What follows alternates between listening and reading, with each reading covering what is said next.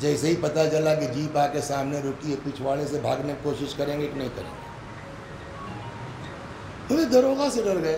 کہنے لگے دروغہ وروغہ کی بات نہیں ہے، بات یہ ہے کہ وارنٹ اس کے پاس ہے، تو چاہے جتنا بڑا ہو وارنٹ دیکھ کے دہشت تو ہوگی. یہ فطری ہے نا. وہی حال یہاں ہے کہ چاہے جتنے بڑے مومن ہوں آپ، چاہے جتنا فرشتوں سے افضل ہوں، ملک الموت کو دیکھ کے، دروغہ جی کو دیکھ کے ڈر تو جائیں گے ہی. لہٰذا اب یہاں جو روایات کہتی ہے، پیغمبر سے جو منسوب ہے روایت کہ اب ملک الموت آئے گا، اس کو حق نہیں ہے کہ روح قبض کر لے. پہلا کام اس کا یہ ہے کہ پہلے چچا کی جو ہے وہ دہشت دور کرو، اس کے بعد قبض روح کرو. کیسے کرے گا؟ اب روایت سنیے. اب مرنے والا لیٹا ہے، وہ میں نے آپ کو سنا دیا، مال آ گیا اور اولاد آ گئی اور اعمال آ گئے. اس بیچ وظہور ملک الموت اللہ، کہ اتنے میں ملک الموت اس کے سامنے ظاہر ہو جائے گا. چاہے جتنا بڑا مومن ہو، انصاف سے بتائیے ٹینشن ہوگا کہ نہیں ہوگا؟ ایک صاحب ہیں پٹنہ میں، وہ بہت ڈرتے ہیں موت سے، قبرستان کا نام لے لیجیے وہ ہڑبڑا جاتے ہیں. تو اچھا ہم کو سمجھے نہیں کہ یہ کم وقت اتنا بدماش ہے. جن کے یہاں رکتے تو وہیں پڑوس میں وہ آ گئے. میں نے کہا وہ بھائی پتہ نہیں کیا نام بھول گئے، عباس بھائی کے ساتھ گئے تھے کورونا کے چکر میں. میں نے کہا بھائی یہ ہمارے عباس بھائی ہے، پہلی مرتبہ اتفاق سے تشریف لائے ہیں پٹنہ، ان کو بڑا شوق ہے، بڑی تعریف سنی ہے، پٹنہ کا قبرستان دیکھنا چاہتے ہیں، یہ کیسا ہے، تو آپ ذرا سا ان کو دکھلا دیجیے گا. اب وہ کچھ کہہ تو سکتے نہیں تھے بیچارے. کہنے لگے وہ گاندھی میدان دیکھ لیں اور فلاں جگہ دیکھ لیں، فلاں جگہ دیکھ لیں، اور وہ قبرستان میں کیا رکھا ہے. تو بعد میں ایک ساتھ کہنے لگے کہ یہ آپ نے کیا کیا. یہ اسی کے بڑے سے بڑا آدمی دنیا میں موت کے نام اور قبرستان کے نام سے ڈر جاتا ہے، تو وہ تو ملک الموت کو دیکھ کے کہے نہیں دہشت ہوگی. تو اب دہشت ہوگی. جیسے ہی دہشت ہوگی، حکم خدا کیا ہے کہ پہلے اس کی دہشت دور کرو، پھر قبض روح کی بات ہوگی. اب جیسے ہی ملک الموت کو دیکھا، صلوات بر محمد،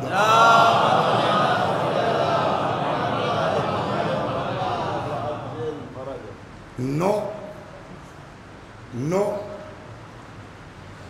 نہیں، اگر زحمت ہے تو کوئی بات نہیں ہے. صلوات بر محمد.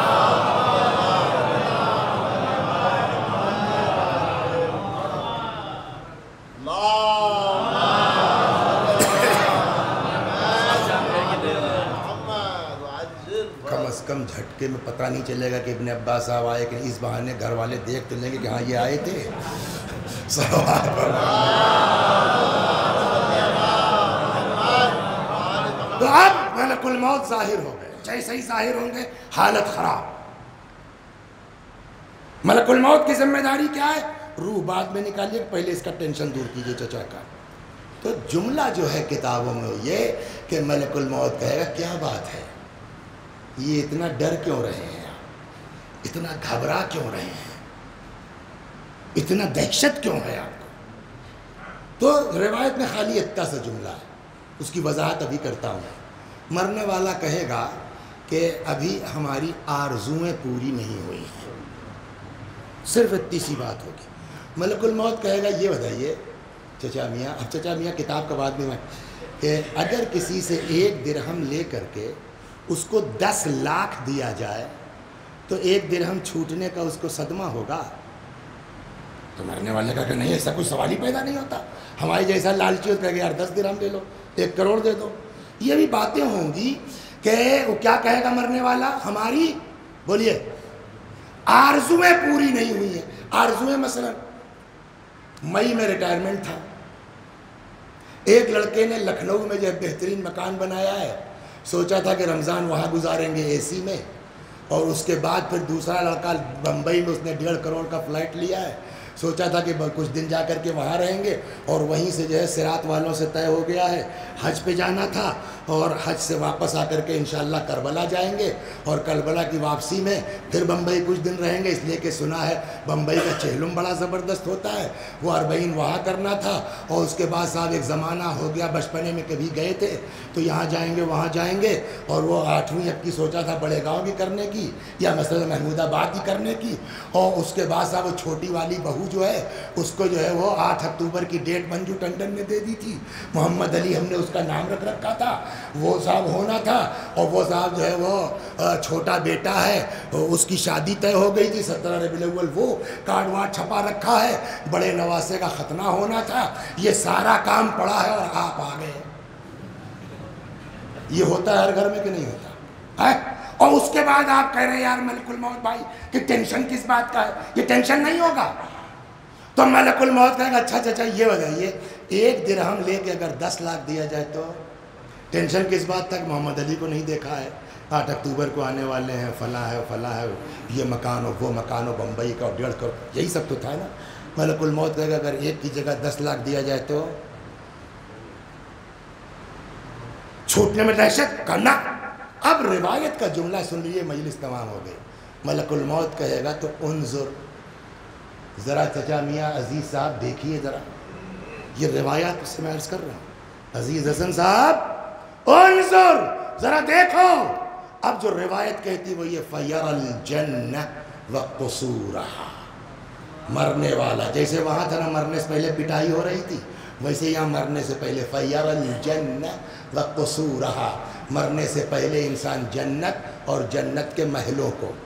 آپ بتائیے 1 کے بدلے 10 لاکھ، یہ لکھنؤ والا مکان قیمتی ہے یا یہ زمرد والا عقیق والا؟ فَيَرَ الْجَنَّةَ، مرنے والا، مرنے سے پہلے جنت، اور جنت وہ کون ہے؟ کہ وہی تو محمد علی ہیں جو 8 اکتوبر کو آنے، وہ کہنے وہ آپ کے والد صاحب، وہ ان کے دادا، وہ جتنے مومن آدمی ہیں ہوم ہونا سب وہاں ہیں۔ جیسے ہی نظر پڑی تو ابھی تو یہ سب تھا نا، یہ ہونا ہے یہ ہونا ہے یہ ہونا ہے، اب یہ سب بھول گئے۔ ارے یار دادا کے لیے سنا تھا پینس پہ ایسے چلتے تھے، ان کے سنا تھا بڑے مومن تھے، اب ان سے ملنے کا اشتیاق ہو گیا۔ تو وہی جو ابھی تک دہشت میں تھے، اب مرنے والا کیا کہے گا؟ اے ملک الموت لیٹ کیوں کر رہے ہو؟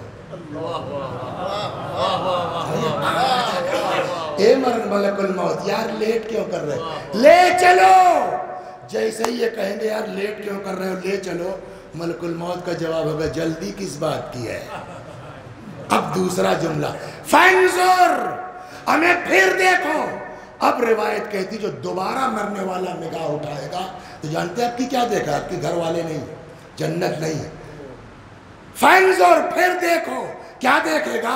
فَيَرَى مُحَمَّدًا وَعَلِيًّا، صلوات محمد، فَيَرَى مُحَمَّدًا وَعَلِيًّا، اب مرنے والا رسول اللہ اور مولا کائنات کو دیکھے گا۔ رک کر کے ایک بات کہہ دے کہ یہ خالی مومن کے لیے نہیں ہے، پیغمبر اور مولا کے لیے روایت اور دوسری روایتوں سے یہ ثابت ہے ہر مرنے والا دیکھے گا، چاہے مومن ہو چاہے غیر مومن ہو، بہشتی ہو جہنمی ہو، فرشتوں سے افضل ہو جانور سے بدتر ہو، سب دیکھیں گے۔ لیکن فرق ہے، فرق کیا ہے؟ مومن دیکھے گا، اچھا یہی مولا ہے، یہی رسول اللہ ہے، بہت غدیر کا چندہ لینے کے لیے سائیکل سے کسروا تک گئے تھے مولا، اب وہ مولا کو دیکھ کے خوش ہو جائے گا۔ لیکن جس نے زندگی میں علی کو تسلیم نہیں کیا تھا، ارے باپ رے، یہاں بھی علی آ گئے تو دونوں کا فلسفہ الگ الگ ہے۔ مومن اس لیے زیارت کرے گا تاکہ دہشت دور ہو جائے، ان کو اس لیے دکھایا جائے گا کہ دہشت میں اضافہ ہو جائے۔ صلوات پر محمد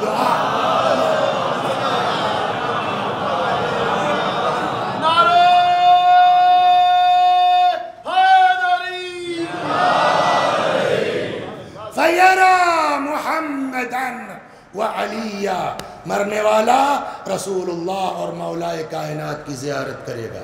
یہاں تک ہے سب دیکھیں گے، لیکن بقیہ اماموں کی زیارت سب کو نصیب نہیں ہوگی۔ جو روایت وہ صرف مومن دیکھے گا۔ لہٰذا اب اگلا فقرہ مومن کے لیے بڑا، دیکھو پھر دیکھو، کیا دیکھے گا؟ رسول اللہ اور مولا کائنات۔ اب اگلا جو ہے وَالطَّيِّبِينَ مِنْ آلِهِمَا، اور ان دونوں کی آل پاک کو۔ اچھا کبھی دیکھا ہے امام حسین کو تو کیسے پہچانیے گا؟ 8ویں امام کو دیکھا ہے، کیسے پہچانیں گے ہم آپ؟ نہیں نا۔ تو اب یہ کام بھی ملک الموت کا ہے، اس لیے کہ ہم نے تو کبھی ان کی زیارت کی نہیں، تو پہچانیں گے کیسے؟ تو اب روایت کہتی ہے کہ ملک الموت کہے گا پہچانتے ہو، پہچان رہے ہو؟ مرنے والا کہے گا نہیں صاحب، نہیں دیکھا کبھی۔ تو اب جملہ ہے روایت کا، ملک الموت پہچانوائے گا، ہم ائمتک و ساداتک، یہی ہیں تمہارے امام لوگ، یہی ہیں تمہارے سید و سردار۔ اب آدمی لگ جائے گا زیارت میں، اچھا تو یہ مولا ہے، تو یہ امام حسن ہے، تو یہ امام حسین ہے۔ اب دنیا ونیا سب بھول کے لگ گیا اپنے اماموں کی زیارت میں، تب تک اس بیچ کب ملک الموت نے روح نکال لی پتہ ہی نہیں چل پایا۔ اب سمجھے مومن کی روح ایسے نکلتی ہے جیسے پھول سے خوشبو نکل جائے۔ صلوات پر محمد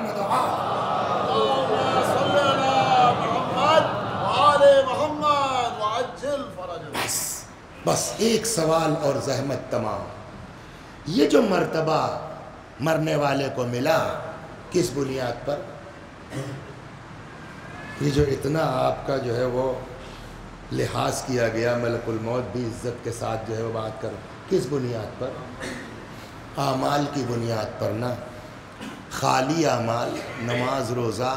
روایت کہتی ہے کہ علی اگر کوئی شخص روزوں پر روزے رکھتا جائے، نمازوں پر نمازیں پڑھتا جائے، حج پہ حج کرتا جائے، کوہ احد کے برابر سونا اور چاندی راہ خدا میں خیرات کرتا جائے، علی اگر تمہاری محبت اس کے دل میں نہیں ہے تو ایسا انسان جنت کی خوشبو نہیں سونگھ سکتا، دکھلانا تو دور کی بات ہے۔ تو یہ سارا مرتبہ کس بنیاد پہ ملا؟ نماز و روزہ اعمال کے ساتھ ساتھ عشق اہل بیت کی بنیاد پر نہ۔ تو اب آپ کا یہ جو مرتبہ بنا وہ کس کی وجہ سے؟ آل محمد کی وجہ سے نا، رسول اللہ کی عشق کی بنا پر اولاد، تو ان کی محبت پہ مومن کا اتنا مرتبہ ہو جائے کہ میں نے حدیث کیا سنائی، پیغمبر نے فرمایا ان ملک الموت لَيَتَوَقَّفُ عِنْدَ الْمُؤْمِنِ مَوْقِفَ عَبْدِ الذَّلِيلِ مِنَ الْمَوْلَى، ملک الموت مومن کے سامنے ایسے کھڑا ہوتا ہے جیسے بندہ حقیر آقا کے سامنے۔ ان کی محبت میں آپ کا حال مرتبہ یہ ہو جائے تو پھر ان کا کیا عالم ہوگا؟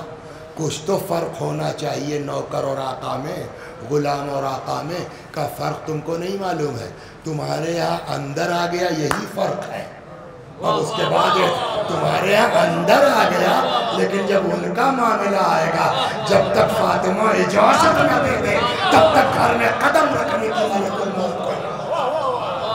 صلوات پر محمد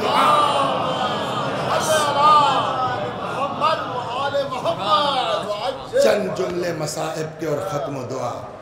تو اب خدا نے سب واضح کر دیا، اہل بیت نے سب واضح کر دیا ہے، اس طرح بھی روح نکلے گی، اس طرح بھی روح نکلے گی، اختیار تمہارا، چاہے پٹ کے روح نکلواؤ، چاہے زیارت امام کر کے حسین کو۔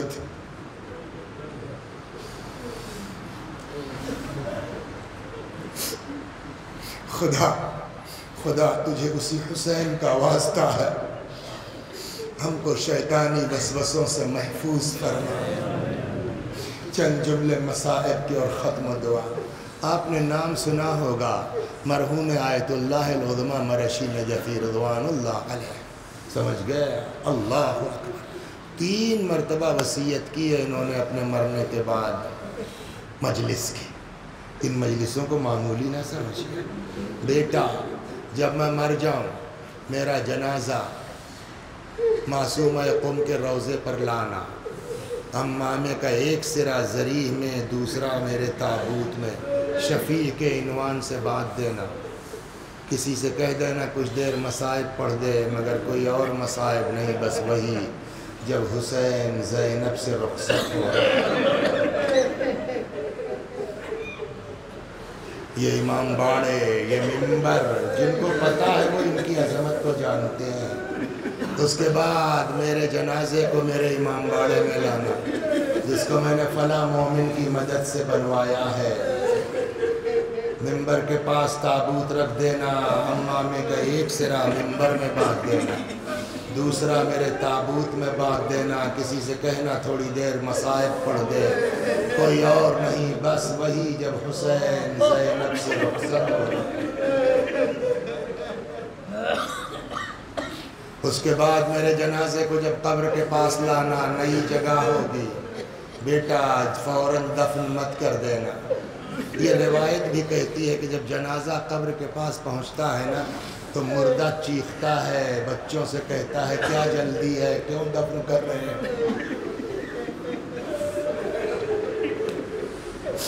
ہم سب کو مرنا ہے، خدا ہم کو توبہ کی توفیق عطا فرمائے، خدا ہم کو ایک دوسرے سے معافی مانگنے اور معاف کرنے کی توفیق عطا فرمائے۔ بیٹا قبر کے پاس لانا، نئی جگہ ہوگی، فوراً دفن مت کر دینا، مومنین سے کہہ دینا بیٹھ جائے، کسی سے کہنا تھوڑی دیر مصائب پڑھ دے، مگر کوئی اور مصائب نہیں بس وہی جب حسین زینب سے رخصت ہو گیا۔ اللہ اکبر۔ ایک عالم دین مرجع اپنے مرنے کے بعد 3 مرتبہ دفن تک کے درمیان میں مجلس کی وصیت کرتے ہیں، اور تینوں بار ایک ہی مصائب۔ کیوں؟ شاید اس کی وجہ یہ ہو، دیکھیے پڑھنا اور ہے، سننا اور ہے، کبھی آدمی تصور میں جائے اور اس منظر کا خیال اپنے ذہن میں نہیں کہتا عباس کی شہادت ہلکی ہے، میں نہیں کہتا قاسم کی شہادت معمولی ہے، میں نہیں کہتا اکبر کی شہادت معمولی ہے، اصحاب کا مرنا معمولی ہے، لیکن سب چلے گئے، لیکن کم از کم بیویوں کو اتنی ڈھارس تو ہے نا کہ ابھی امام کا سایہ ہے، ابھی بھیا کا سایہ ہے۔ لیکن آپ ذرا سوچئے جس وقت امام نے آ کے کہا ہوگا زینب خدا ماشاءاللہ خدا آپ کو کسی غم میں نہ رلائے سوائے غم اہل بیت، خدا ان آوازوں پر رحمت نازل فرمائے۔ اے زینب خدا حافظ، اے رقیہ و رباب خدا حافظ۔ روایت کہتی ہے بی بی آگے بڑھی، دونوں باہیں امام کے گلے میں ڈال کے لپٹ گئی، فرماتی میں نہ جانے دوں گی بھیا۔ اکیلی زینب یتیموں کو دیکھے، بیمار کو دیکھے۔ بعض بزرگوں کا فرمانا فَأَشَارَ عَلَيْهِ السَّلَامِ إِلَىٰ قَلْبِ أُخْتِهِ، بہن نے بھائی کے دل کی طرف اشارہ کیا، نہ جانے اس اشارے میں کیا خصوصیت تھی، جدا ہوئی، اچھا بھیا جاؤ خدا حافظ۔ امام چل پڑے، ابھی چند قدم چلے تھے کہ تاریخ کہتی ہے پیچھے سے آواز آئی مہلاً مہلا یا ابن الزہرا، مہلاً مہلا یا ابن الزہرا، اے زہرا کے لال دھیرے دھیرے، اے زہرا کے فرزند آہستہ آہستہ۔ مڑ کے دیکھا زینب چلی آ رہے، اتر گئے، بہن تم تو رخصت کر چکی تھی، اب کیوں چلی آ رہی ہو؟ اماں کی وصیت تھی بھیا، کیا؟ اماں نے کہا تھا میرے لال کے گلے کے بوسے لے لینا، ذرا بند قبا کھولو، پڑھنا آسان ہے، سننا آسان ہے، کوئی بیوی کے دل سے پوچھے جس گلے کو چومنے جا رہی ہو ابھی اس پر کن خنجر گرایا جائے۔ ماشاءاللہ خدا ان آوازوں پر رحمت نازل کرے۔ حضرت میدان میں آ گئے، لڑتے لڑتے ایک وقت وہ آیا کہ جب امام سے گھوڑے پہ سنبھلا نہ گیا۔ اس سال میں نے یہ مسائل کچھ زیادہ پڑھا بھی جان بوجھ کر، اس لیے کہ جہاں جائیے ہر آدمی کا جواب جانتے ہیں کیا تھا۔ اس سال مجلسیں تو خوب ہوئی، اس سال مجمع تو خوب ہوا، لیکن جنرلی کیا ہوا ہے جلوس نہیں نکل پایا، ذوالجناح نہیں نکل پایا۔ اس لیے اس سال میں نے یہ مصائب زیادہ پڑھ رو چکے آپ، ختم ہو گئی میری 2 جملے اور سن لیجیے۔ روایت کہتی ہے کہ جب حضرت ذوالجناح سے گر پڑے، ذوالجناح کو احساس ہوا میرا سوار گر پڑا ہے۔ یہ شروع کا اتنا حصہ میں نے نہیں پڑھا۔ احمد حسن صاحب قبلہ اعلی اللہ مقامہ نے نقل فرمایا، فرماتے ہیں کہ جب امام حسین گر پڑے، ذوالجناح کو اندازہ ہوا کہ میرا سوار گر پڑا۔ جانتے ہیں کیا کیا؟ جانور اتنا وفادار ہے۔ ذوالجناح کو اندازہ ہوا میرا سوار گر گیا۔ کہتے ہیں کہ لجام دانت میں دباتا تھا اور لا کے بار بار امام کے ہاتھ پہ رکھتا تھا۔ وجہ سمجھے؟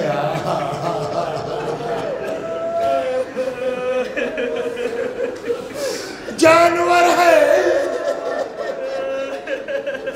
اپنے دل کی بات تو نہیں کہہ پائے گا نا، لیکن ہم آپ تو سوچ سکتے ہیں شاید ذوالجناح کے ذہن میں یہ خیال ہوا ہو کہ اگر ایک بار یہ لجام پکڑ کے سوار ہو جاتے میں دوڑ کے ان کو زینب تک پہنچا۔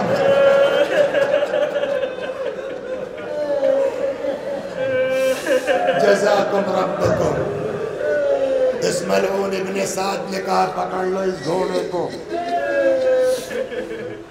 فَإِنَّهُ مِن جَوَادِ رَسُولِ اللَّهِ، پکڑ لو یہ پیغمبر کا گھوڑا ہے۔ گھیر لیا فوج نے، یزیدیوں نے۔ پہلے جو میں نے پڑھا تھا 40، اس سال اتفاق سے ایسے ہی مطالعہ سے گزری تو وہاں لکھا تھا 17 بھی کم نہیں ہے۔ جانور نے ہاتھ پیر چلانا شروع کیا۔ 17 یا 40 لوگوں کو ذوالجناح نے اپنے ہاتھ پیر سے مارا ہے، کسی کے پکڑ میں نہیں آ رہا تھا۔ جب عاجز آ گئے تو یہ ابن سعد کہتا ہے جانے دو، دیکھیں کیا کرتا ہے۔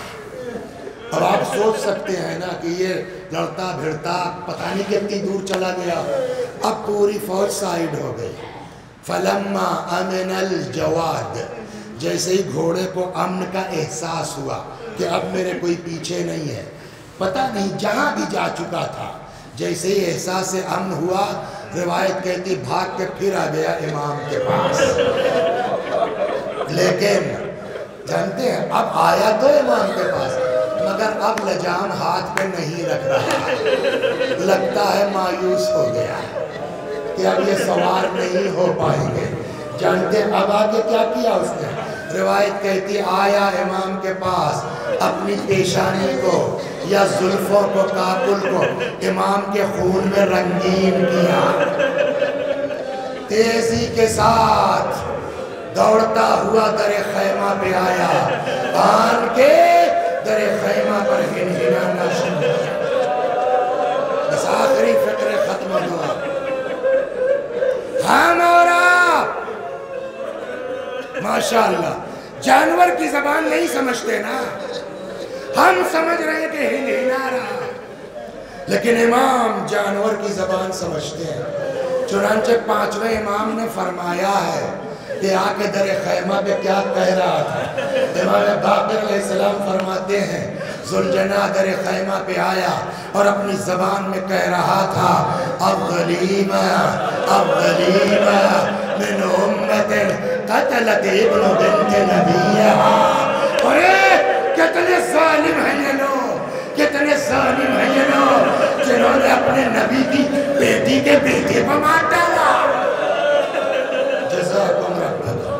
گھوڑے کی آواز خیمے کے اندر پہنچی، بیویاں گھبرا کے نکل آئی۔ دیکھا ہوگا آپ نے نا، کہیں 7 محرم کو ذوالجناح نکلتا، کہیں عاشور کے دن ذوالجناح نکلتا۔ میں نے یہی زید پور میں دیکھا اور بھی جگہوں پر دیکھا، جب ذوالجناح نکلتا ہے مردوں کے بعد یہ ذوالجناح عورتوں میں بھیجا جاتا ہے۔ کبھی غور کیا آپ نے جب یہ ذوالجناح عورتوں میں جاتا ہے تو یہ کیسا چیختی ہیں، یہ کیسا چلاتی ہیں؟ اسی تصور میں نا کہ ایسے ہی میرے مولا کی خالی سواری آئی، جبکہ اس میں کوئی زینب نہیں ہے، اس میں کوئی کلثوم نہیں ہے۔ آپ سوچئے جب ذوالجناح کی آواز خیمے میں پہنچی، بیویوں کا کیا حال ہوا۔ روایت کہتی بیویاں گھبرا کے نکل آئی، کسی نے ذوالجناح کی گردن میں باہیں ڈال دی، کچھ آئی ذوالجناح کے پیروں سے لپٹ گئی۔ کہتے اتنے میں 3-4 برس کی بچی آئی، غور سے ذوالجناح کو دیکھتی ہے، کہتی ہے میرے بابا کے گھوڑے بیتنا بتا دے، حل سقیابی اب قتل عطشانا، ارے میرے باپ کو پانی ملا تھا یا میرا بابا پیاسا مارا۔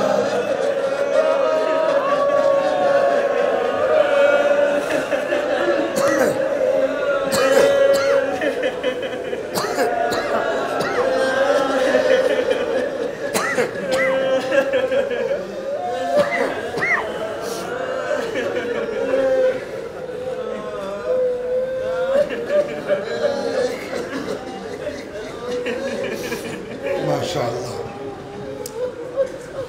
میں بھی پڑھتا ہوں، میرے ساتھ آپ بھی دہرائیے مرحوم کے ایصال ثواب کی نیت سے۔